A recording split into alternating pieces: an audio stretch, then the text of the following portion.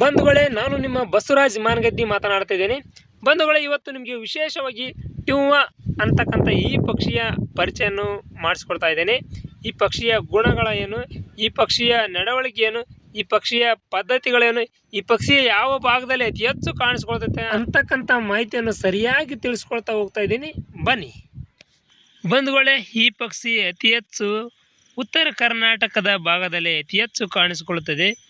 ಇದರ ವಿಶೇಷತೆ ಏನಪ್ಪ ಅಂದರೆ, ರಾತ್ರಿ ಆದ್ರೂ ಸರ್ವತ್ನಾಗ ಆದರೂ ಕೂಡ ಒಂದು ತಾನು ಇರುವ ಭಾಗದಲ್ಲಿ ಒಂದು ನಾಯಿ ಅಥವಾ ನರಿ ಅಥವಾ ತೋಳ ಮುಂತಾದ ಯಾವುದೇ ಒಂದು ಮೃಗಗಳು ಅಡ್ಡಾಡಿದರೂ ಕೂಡ ಅದು ತನ್ನ ಸೌಂಡ್ ಮುಖಾಂತರ ಒದರಿ ಅಲ್ಲಿರ್ತಕ್ಕಂಥ ಜನರಿಗೆಲ್ಲ ಎಚ್ಚರಿಕೆ ನೀಡುತ್ತದೆ. ಇದು ಮಾರ್ಚ್ ಏಪ್ರಿಲ್ ತಿಂಗಳಲ್ಲಿ ಮೊಟ್ಟೆಗಳನ್ನು ಇಟ್ಟು ಮರಿಗಳನ್ನು ಮಾಡ್ತಕ್ಕಂಥದ್ದು. ಈ ಪಕ್ಷಿ ಮೊಟ್ಟೆಗಳನ್ನು ಇಡಬೇಕಾದ್ರೆ ಗೂಡನ್ನು ಕಟ್ಟುವ ರೀತಿ ನೋಡ್ರಿ, ಇಲ್ಲಿ ಕಟ್ಟಿದೆ ನೋಡಿ ಗೂಡು. ಹೊರ ಹೊಲದಲ್ಲಿ ಅಥವಾ ಬಯಲು ಹೊಲದಲ್ಲಿ ಮಾಗಿ ಮಾಡ್ತಕ್ಕಂಥ ಹೊಲಗಳಲ್ಲಿ ಹಳ್ಳವನ್ನು ಶೇಖರಣೆ ಮಾಡಿಟ್ಟು ಅಲ್ಲಿ ಮೊಟ್ಟೆಗಳನ್ನಿಟ್ಟು ಮೊಟ್ಟೆ ಮೇಲೆ ದಿನ ಕುಂತು ಮರಿ ಹಾಕ್ತಕ್ಕಂಥದ್ದು. ಅದೇ ರೀತಿ ಮತ್ತು ಒಡ್ಡಿನ ಮೇಲೆ ಕಣಿಮೆ ಮೇಲೆ ಕೂಡ ಹಳ್ಳಗಳನ್ನು ಶೇಖರಣೆ ಮಾಡಿಟ್ಟು ಮತ್ತು ಗುಡ್ಡಗಾಡಿನಲ್ಲಿ ಅಂದರೂ ಕೂಡ ಬಯಲಲ್ಲಿರ್ತಕ್ಕಂಥ ಒಂದು ಬೀಳು ಅಂದರೆ ಒಂದು ಪೊದೆಯಲ್ಲಿ ಮರದಲ್ಲಿ ಈ ಥರ ಒಂದು ಶೀಘ್ರದಲ್ಲಿರ್ತಕ್ಕಂಥ ಪಕ್ಷಿ ಅಲ್ಲ ಇದು.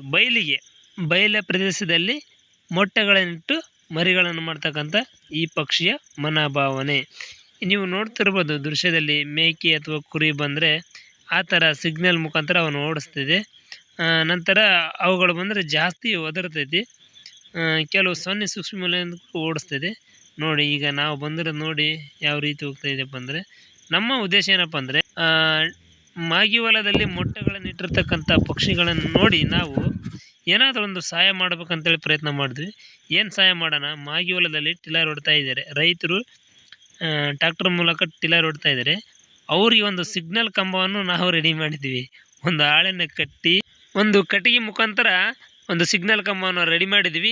ಯಾಕಂದರೆ ಟ್ರ್ಯಾಕ್ಟರ್ ಡ್ರೈವರ್ಗೆ ಈ ಸಿಗ್ನಲ್ ಕಂಬ ನೋಡಿದರೆ ಇಲ್ಲಿ ಮೊಟ್ಟೆಗಳಿದ್ದಾವೆ ಅಂತೇಳಿ ಗೊತ್ತಾದರೆ ಯಾವುದೇ ಕಾರಣಕ್ಕೆ ಮೊಟ್ಟೆಗಳು ತೊಂದರೆ ಆಗೋದಿಲ್ಲ, ರಕ್ಷಣೆ ಆಗ್ತವೆ ಅನ್ನುವಂಥ ನಂಬಿಕೆ ಮೇಲೆ ಈ ಒಂದು ಕೆಲಸವನ್ನು ಮಾಡ್ತಾ ಇದ್ವಿ. ನಾವು ಮಾಡೋ ಕೆಲಸ ನಿಮಗೆ ಇಷ್ಟವಾದರೆ ಲೈಕ್, ಶೇರ್, ಸಬ್ಸ್ಕ್ರೈಬ್ ಮಾಡೋದ್ರ ಜೊತೆಗೆ ನಿಮ್ಮ ಪ್ರೀತಿಯನ್ನು ತೋರಿಸಿ. ಬಸಣ್ಣ ಬಸವಪಟ್ಟಣ ಅನ್ನುವ ಯೂಟ್ಯೂಬ್ ಚಾನಲ್ನಲ್ಲಿ ನಿಮ್ಮ ಪ್ರೋತ್ಸಾಹ ಇರಲಿ.